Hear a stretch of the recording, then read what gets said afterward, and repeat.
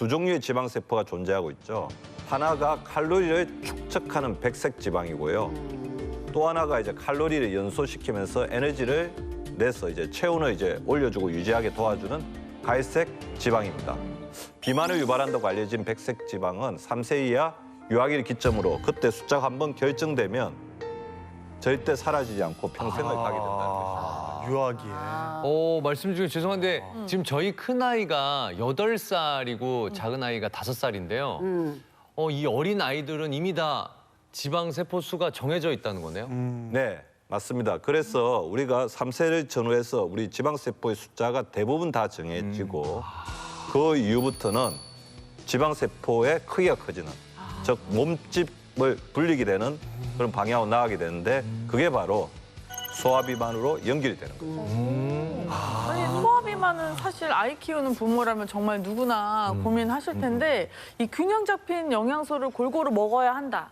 아니, 그거 누가 모르냐고요. 근데 애들이 이걸 골고루 이렇게 먹질 않아요. 절대 안 먹지 골고루. 먹고 싶은 것만 쏙 그럼. 쏙 다 찾아내지. 빼먹거든요. 네, 실제로 소화비만으로 병원을 찾는 부모님과 아동도 점점 늘어나고 있는 추세입니다. 문제는 어릴 때 너무 지방세포의 크기가 커지게 되면 성호르몬이 너무 빨리 자극이 돼서 그리고 성장판이 빨리 닫히도록 자극하는 성도수증을 유발해서 성장판이 조기에 닫힐 수도 있기 때문에 결과적으로는 자기가 자라야 될 키를 다 크지 못하는 그런 어떤 전신장증의 원인이 될 수가 있다는 거죠.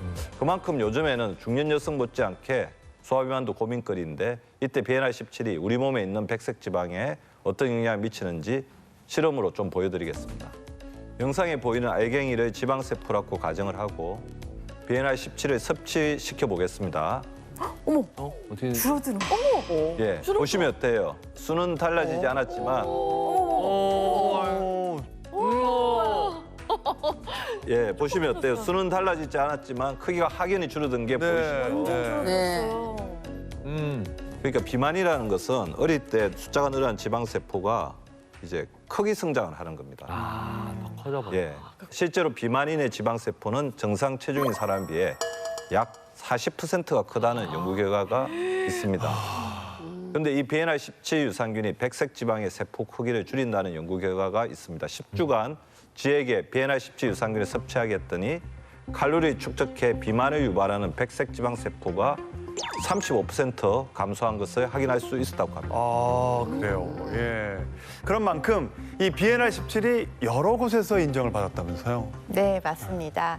BNR17 유산균은요, 식품의약품안전처에서 체지방 감소에 도움을 줄 수 있는 원료로 인정을 받기도 했고요.